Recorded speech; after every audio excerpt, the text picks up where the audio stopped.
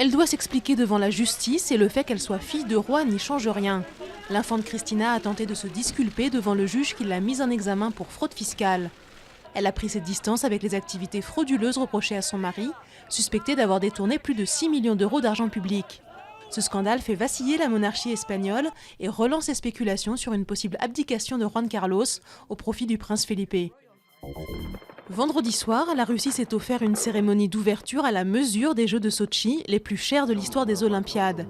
Une cérémonie également très politique pour le plus grand événement international en Russie depuis la chute de l'URSS.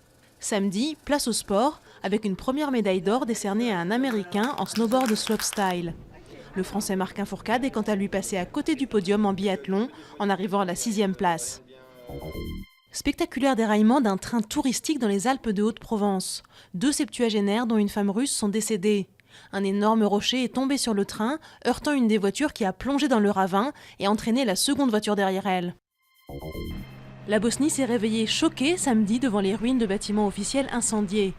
Ces derniers jours, le pays a connu de violentes manifestations, sans précédent depuis la guerre intercommunautaire des années 90. Ces émeutes traduisent l'exaspération à l'égard de la pauvreté et de la corruption. Le chômage touche en effet 44% de la population active.